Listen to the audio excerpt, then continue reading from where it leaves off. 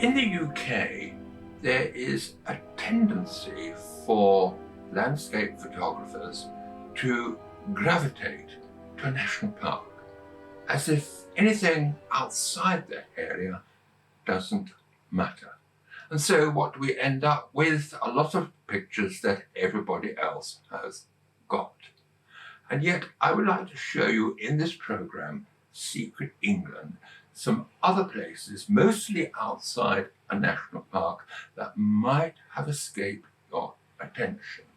And so get a shot that is not only new to you, but perhaps many other people as well. Having mentioned the Lake District, I'm going to start there. You might be, for example, by Rydalwater and Grasmere with other people, perhaps photographers, yet not far away there is a viewpoint where you could be the only person there, and with cracking views of Rydalwater and Grasmere. So let's go and have a look, shall we?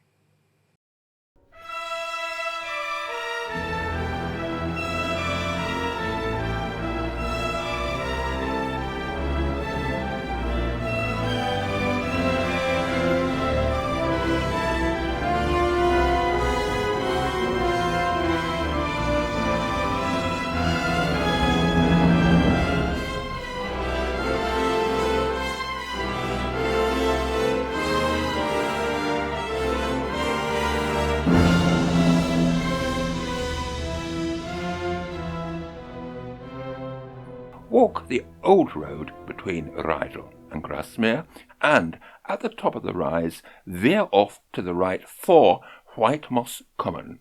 It is marked on Ordnance Survey Explorer Map OL7.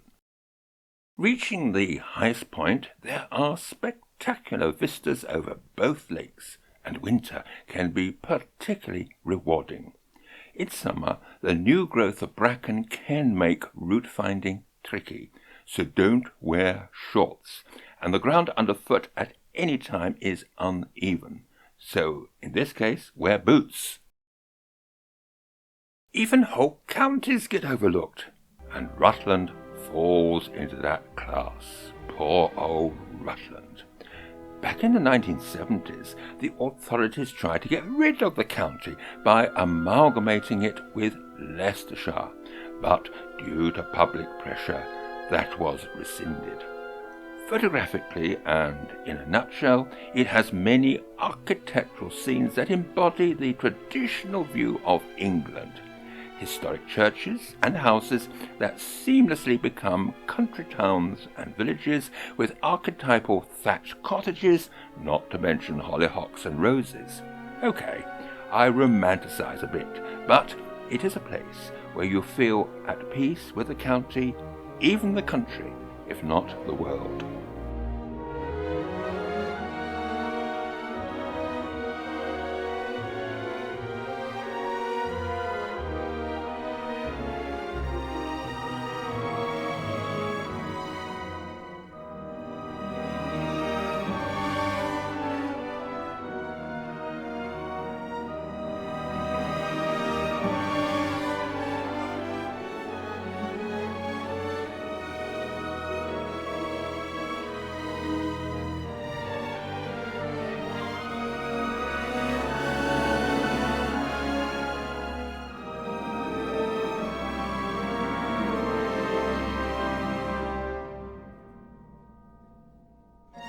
East Anglia doesn't get much of a look in either, so let's take a tour.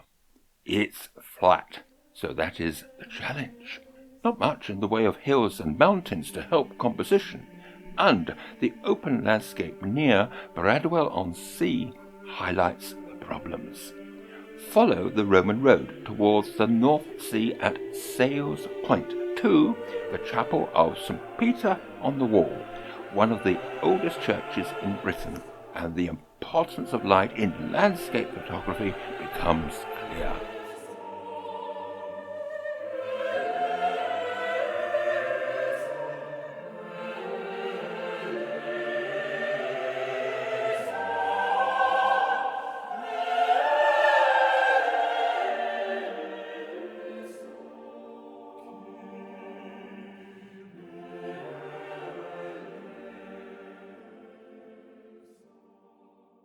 Nearby is a disused airfield, and by following the coast path, other reminders of World War II are visible. The nuclear power station closed in 2002 and is now decommissioned. Moving up the coast, passing Clacton and Frinton-on-Sea, we arrive at Walton-on-the-Naze. A naze is a marshy headland, and access is gained by a public footpath from the town. A prominent tower is a sea marker to assist shipping, but now privately owned. I was luckier with the weather, clouds adding atmosphere to the image. It is also a great viewpoint for a sunset over the marshes of Humford Water.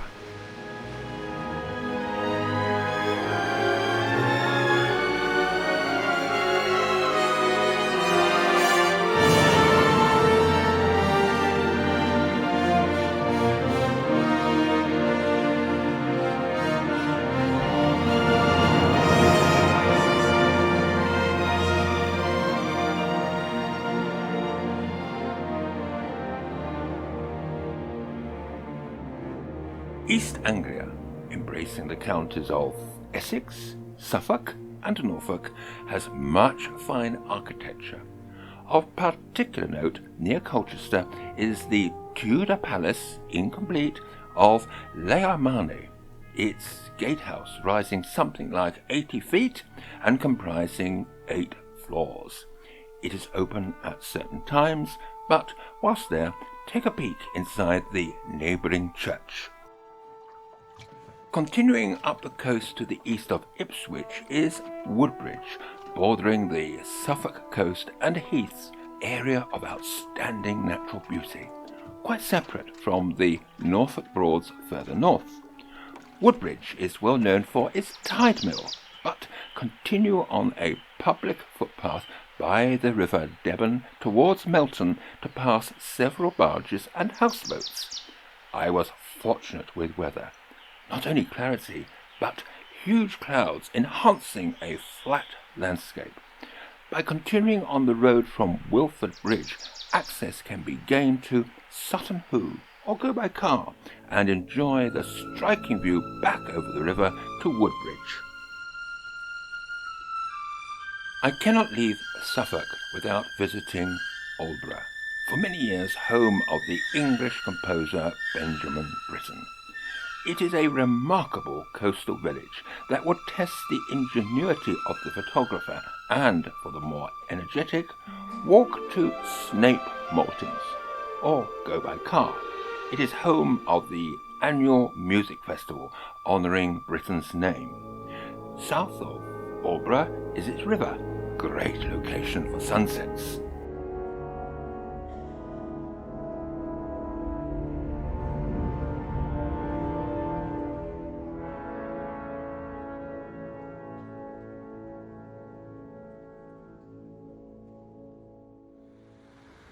Whilst on the cultural theme, head inland for Elstow. It's south of Bedford, and immerse yourself in the world of John Bunyan, who was born nearby. I found some remarkably preserved architecture, in addition to the Moot Hall, images I have used commercially on calendars, and don't overlook the nearby 16th century abbey, which, after the dissolution of the monasteries, nearly became a cathedral for Bedfordshire, but not granted royal assent. Whilst looking for commercial and purely artistic images, any successful photograph of a place is enhanced by a knowledge of its history and why it is there, even if that occurred millions of years ago, a theme that I will return to in a moment. It adds the third dimension, making it more interesting beyond a photographic audience. Outside Lincoln, Lincolnshire may qualify as England's least known county, so a good reason for a visit. My first visit to St Helens, Brant Bruton, had an unexpected wow factor. As soon as I opened the door, I was spellbound by its angel roof. I don't know why I looked up, but but I knew what to expect, so maybe that was the reason. These shots were taken with an early pen camera some years ago and may suffer from noise, but considering I was hand-holding, they are still remarkable. Photography is not a perfect science, and neither is this photographer.